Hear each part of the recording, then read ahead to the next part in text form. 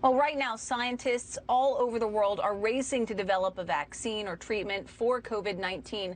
But mutations in the virus could make the fight against it all the more difficult. So I have a lot of questions right now for the former FDA Associate Commissioner and President and co-founder of the Center for Medicine in Public Interest, Peter Pitts. Peter, I'd like to start by asking you what you meant by something that I read that you wrote a few days ago. You described the coronavirus as a wily virus. What do you mean by that? One of the things that is not helping us in our battle against COVID-19 is that it is wily. It's doing things other viruses haven't done before.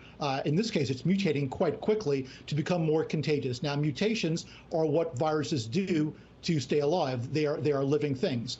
I think partially what it shows is that it doesn't react the same way relative to warm weather. It mutates more quickly. Antibodies don't provide a greater degree of immunity as it does with other viruses. So in addition to our science relative to a vaccine and our personal responsibility on social distancing and wearing masks and personal hygiene and therapeutics to help people who are at the hospital, we have to understand that the COVID-19 virus is a moving target. So we have to be very smart in our science and in our mitigation practices. So if it is a moving target, how much could these potential mutations limit the effectiveness of vaccines that are in development?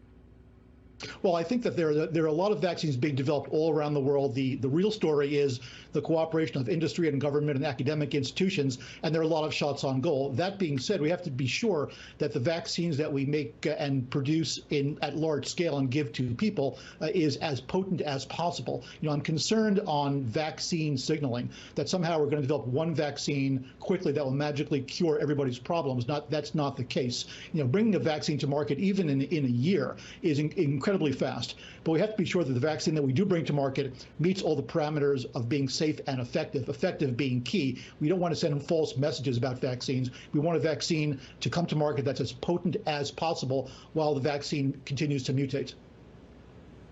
So, Peter, you talk about the end of the year. Yesterday in that Rose Garden press conference, President Trump said that he believes that the United States can get about hundreds of millions of doses of a vaccine out to the public by the end of this year. Do you think that's possible?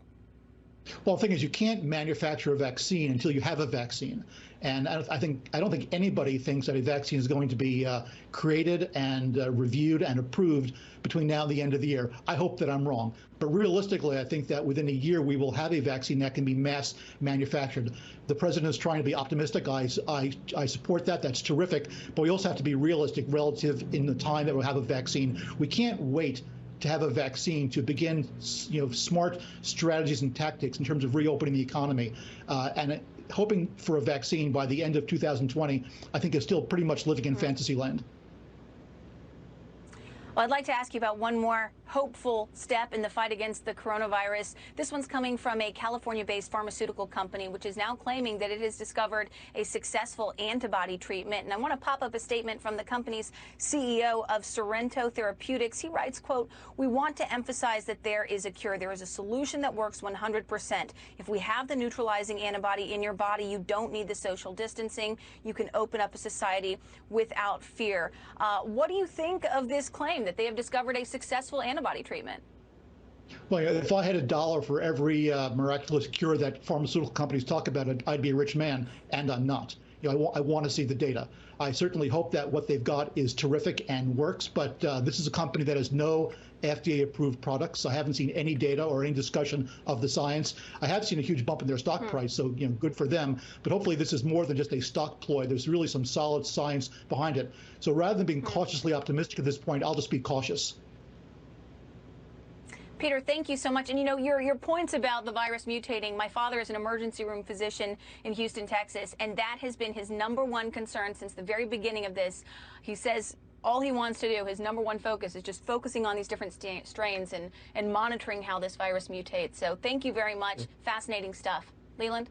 My pleasure. Thank you. Well, the countdown is on to